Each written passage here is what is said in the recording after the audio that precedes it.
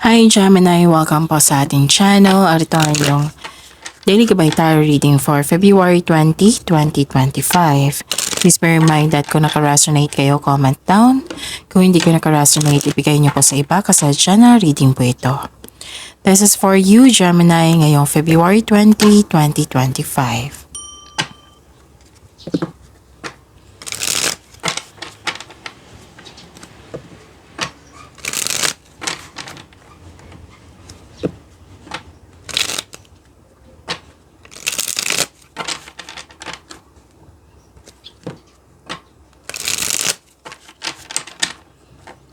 Para po ito sa inyo, Gemini, ngayong February 20, 2025. Maraming salamat po sa inyong patuloy na suporta at maraming salamat din po sa mga hindi nag-skip ng ads. Gamitin ang reading na ito bilang gabay lamang sa mga hindi pa nag-subscribe, subscribe na po kayo at click bell notification para malaman nyo na may bago tayong video. Para sa mga gusto magpa-reading po, may lumabas dyan sa screen nyo ngayon. Panoorin nyo po, sundin ang instruction. Spirit's Guide, mga ganap po para kay Gemini ngayong February 20, 2025.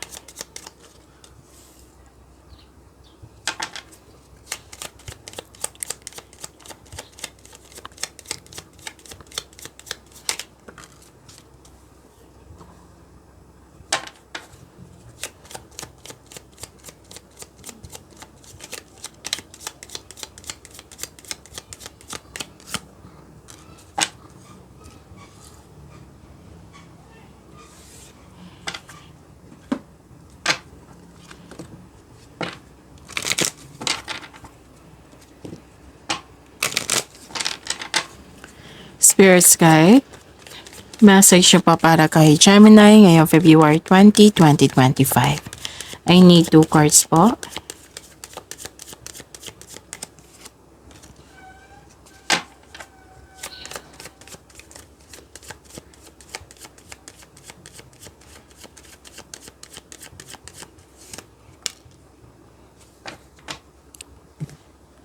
Okay, Gemini, ngayong February 20, 2025. May nakita ko ditong nag-uusap regarding sa career and finances, sa malaking negosyo. Pwedeng kausap mo ngayon yung boss mo, amo, mentor, wiser. Pwede din may kausap kayong mother figure dito na tapos may nakita ko ditong bumalik yung confidence mo after mo silang nakausap. Na bumalik yung confidence mo, yung you're taking an action with courage na nagkaroon ka na ng idea. Nakikita ko dito authority, nasunod din yung gusto mo, yung plano mo, ideas, authority, power and protection. Nakikita ko rin dito na nagbabasa ka ng libro sa internet, sa isang document para may makuha kayong kaalaman. Para may magkaroon ng clarity. Pwedeng lumabas ito kahapon sa inyo, Gemini, kung hindi ako nagkakamali. At may malalaman kang sekreto sa araw na ito. Tapos mag-ingat kasi may nag-observe sa iyo. Oo, nag-observe siya. Mahilig tong mangialam, lalo na sa inyong desisyon. Mahilig tong magmanipula. May gusto siyang kunin. May gusto siyang yung ugali niya is mabilis din mag-react. So mag-ingat kayo sa kanya. So, don't let pride get in your way. Wow, you're very close to achieving your goal. Claim nyo to, ha? Malapit nyo nang maabot yung goal nyo. Spirit's Guide, ano po yung energy ni Gemini ngayong February 20, 2025?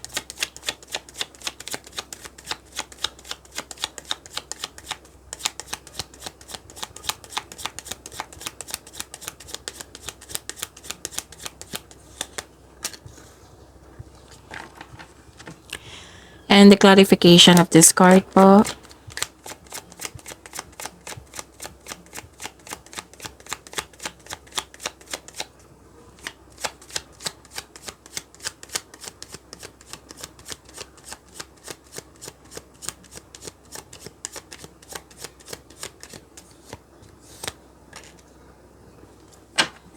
Okay. Kung may narinig kayo or may nakita kayong repeating message, meaning to say pinupush ng cards nyo yan kasi ang ilan sa inyo, hindi pa binigyan ng atensyon. Na kung maaari din po, bigyan nyo po ng solusyon at aksyon. Remember, Gemini, at the end of the day, alam mo na ikaw lang taong may kakayahan at responsable na gumawa ng sarili mong katotohanan at kinabukasan. Okay, so ano yung energy ni Gemini? Nakikita ko dito na nagkaroon po ng confusion. Hindi ka makagawa ng desisyon. Gusto mong lumaban pero napanghinaan ka ng loob. Huwag nyo daw agad yung may dumating na balita. Oo, pwedeng chismis din ito. Kasi sabi ng card dito na pinapaniwalaan mo ang mga bagay na hindi totoo. Alamin nyo muna kung totoo ba yan or hindi. Okay? Tapos, may nakita kong ma-pride na tao dito. Pwedeng kayo ito, pwedeng kasamahan mo. Yung concern mo. So, sabi ng card dito, don't let pride get in your way. Tapos, may nakita rin ako ditong hindi nakikinig sa payo. So, this card tells you to clear up any hurt feelings. Magkakaroon, maaring mabigat sa loob mo, pero kailangan magkaroon ng confrontation sa taong concern mo. Para magkaroon ng to clear up any hurt feelings, para hindi na lumaki. Okay?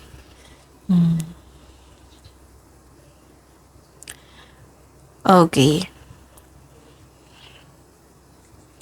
Nakita ko rin dito yung completion of cycle. May ganap na nakatadhana sa iyo. So, this is destiny, faith, this is good luck and good karma. So, this card tells you now focus on what you can control in order to find peace. Let go mo na po yung mga hindi mo na makontrol. So, this card is a completion of cycle. May changes na darating po sa inyong buhay or blessings po. So, claim niyo po ito, Gemini. You have strength in new beginning. The cycle restarts. Maring yung kausap mo na hindi kayo nagkaroon ng pagkakaunawaan, mag-uusap kayo. Kasi nakita ko dito na may dumating na blessings dito, tapos yung nag-usap kayo tungkol sa blessing. Okay? So, may magandang new experiences after a time of sadness. Kung malungkot ka the other day, disappointed ka the other day, now, nagkaroon na baliktad na. May mga magagandang bagay na nangyari sa araw na ito. So, yun. May nakita ko, di ba sabi ko sa inyo, may natanggap kayong blessing. So, claim nyo po. Good fortune. This is good fortune. Pwede din job opportunity ito, Gemini. So, pwede din na unexpected wealth ito. Financial stability. Let's say, kung gipit ka ngayon, may parating na blessings na makapagbigay ng pagbabago sa inyong kaperahan. Kung jobless ka ngayon, may unexpected job opportunity. Yung baliktad. Oo. Kung malungkot ka kahapon, now, magiging happy ka. Kung disappointed ka kahapon, now, may clarity na magiging okay ka na. Actually, may nakita ko ditong parating sa inyo na malaking pera. Pwedeng expected nyo ito. Pwedeng sweldo. Pwedeng maraming benta. So, ang sabi ng card nyo dito, you are moving from a painful cycle to happiness. So, embrace the new situation na dumating sa inyong buhay. New situation to Oo, may natapos kayo. So, may end of cycle and now this is a new beginning sa cycle mo. Gemini. Yun. I think nasabi ko na. Okay. So, kung pansin nyo na medyo matamlay ako, iba yung boses ko ngayon kasi nag-abot-abot yung sore throat ko, tapos medyo may sipon ako. Hindi po maganda yung pakiramdam ko. Oo. Sana'y okay lang sa inyo, no? I'll make it sure na klarong-klaro yung boses ko. Okay, so yun. Spirit's Guide ko year and money ni Gemini ngayong February 2025.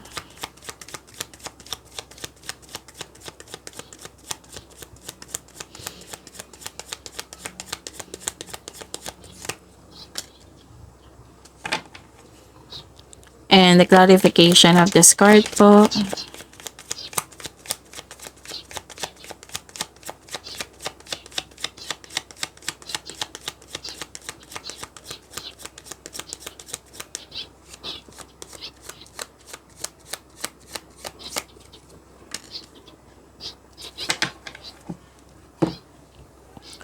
Okay.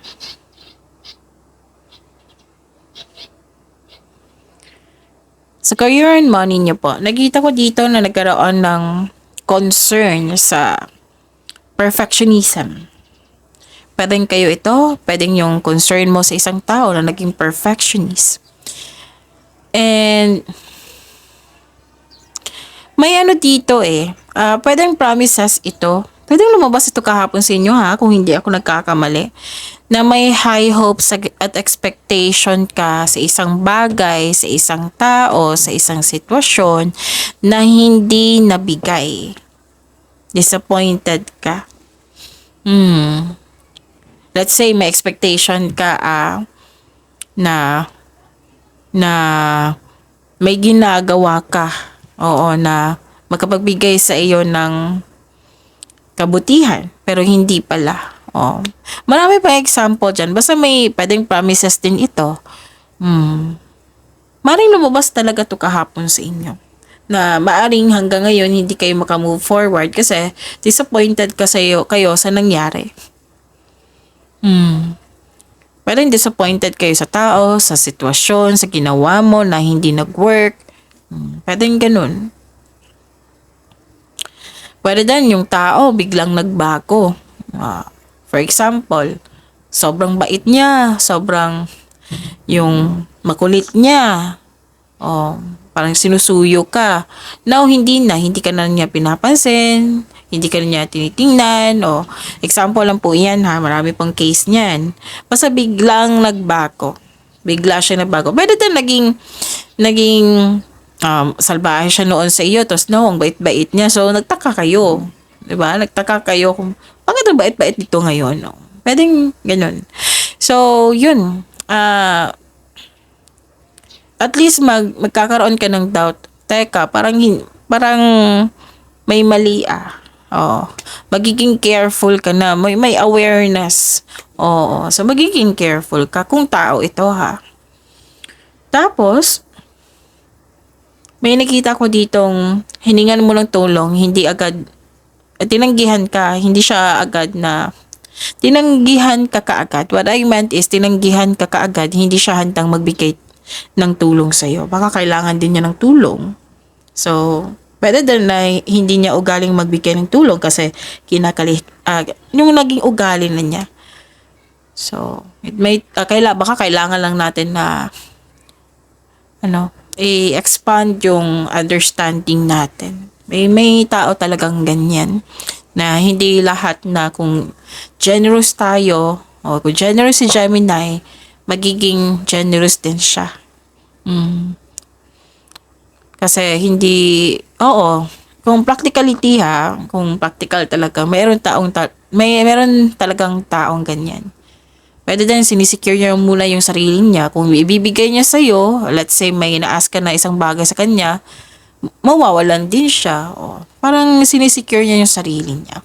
So, yung sabi ng card dito, baka kailangan po i-expand yung understanding mo. Na hindi kailangan na magkaroon ka ng sama ng loob sa isang tao. Kasi kung magkakaroon ka sama ng loob, kayo ang mahirapan yan eh. Kasi 'di ba, may sama ka ng loob, negativity yan. Possible magiging anong tawag niyan? Possible na magiging blockages yan. Kayo ang mahihirapan yan. So, sabi ng card dito, huwag niyong hayaan na magkaroon ng blockages sa inyong sarili. Secure yourself also. Siguraduhin yung sarili mo na hindi ka nag-absorb ng negativity, hindi ka nag-create ng blockages. Kasi yan yung kailangan para tuloy-tuloy yung pasok ng blessings sa para sa inyo. Okay? Ang daming mensahe, Gemini.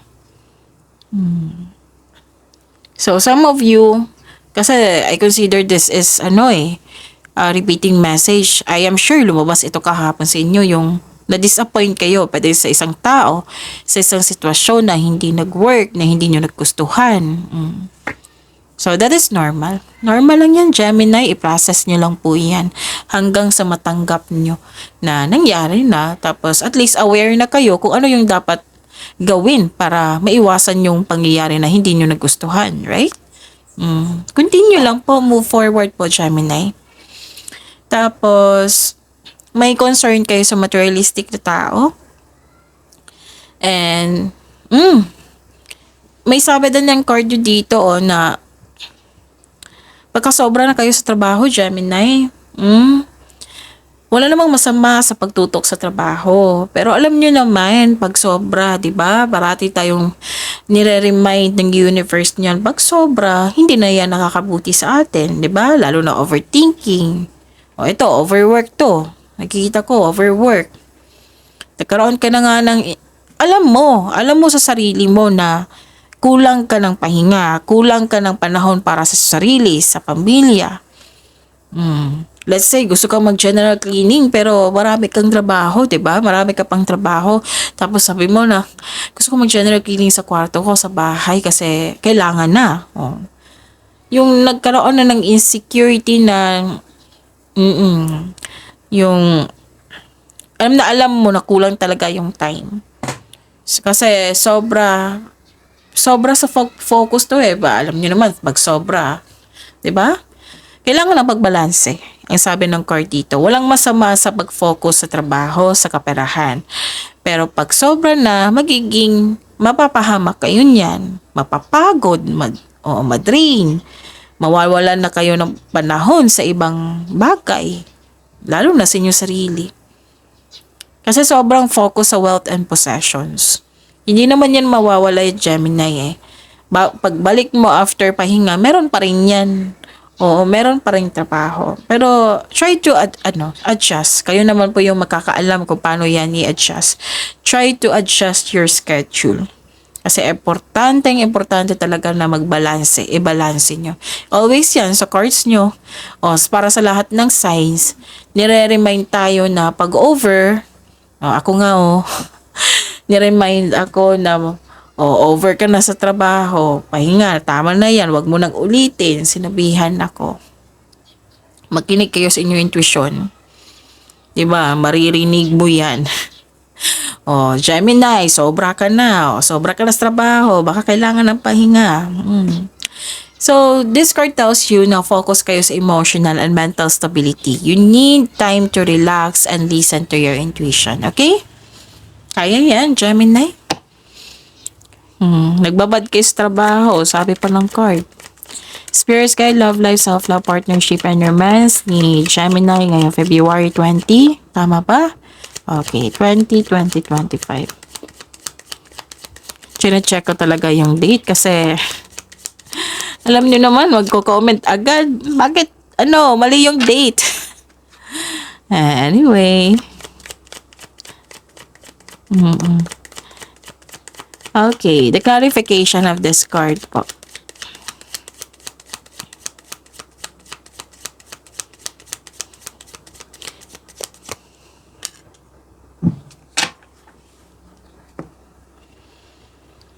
Maraming salamat po sa patuloy na tiwala, suporta sa ating channel at maraming salamat din po sa mga hindi nag-skip ng ads. Wow, satisfaction and abundance Okay. Sa mga single dito, may ma-attract kang sobrang successful sa buhay at masaya at ready na ito sa seryosong relasyon. Wow! Sa mga single dyan, i-claim nyo to. Okay? Kung handa ka na ha, i-claim nyo to. Kung hindi ka pa handa, then steady mo na yon. Pero hindi natin mapipigilan basta nakatadhana talaga yan. So, sa mga relasyon, sa buhay mag-asawa, love and happiness overflow. Sobrang satisfied kayo ngayon sa inyong relasyon and deserve nyong mag-relax at mag-enjoy. And your health is improving also, Gemini. This is good. Claim nyo po. And you're welcoming overall feelings of happiness and joy. So, make a wish. And continue to follow your intuitive guidance on your path. So, makinig pa rin sa inyong intuition. This card signal abundance in all areas of your life. I-claim nyo itong overflowing abundance ha. Pagyamanin nyo po, Gemini. Okay? And, okay. Nakikita ko dito na nagkaroon po na mag-ingat lang kayo sa mahilig magmanipula. Kasi yan yung magiging distraction sa inyong happiness. 'Di ba? Sobrang happy niyo dito. Mag-ingat lang po sa nahihirapan ka din sa paggawa ng desisyon dito eh. This is a repeating message also. So, another message na nagsabi dito, you need to calm and balance. Okay? So, repeating message na yan, 3 cards na nagsabi niyan. You have to do it kasi nakakabuti yan sa iyo. So, yun. Pagyamanin niyo po yung blessings sa binigay sa inyo, Gemini. And see you tomorrow. Please like, subscribe, and click the button for notification para updated po kayo sa daily tarot reading natin. Maraming salamat po.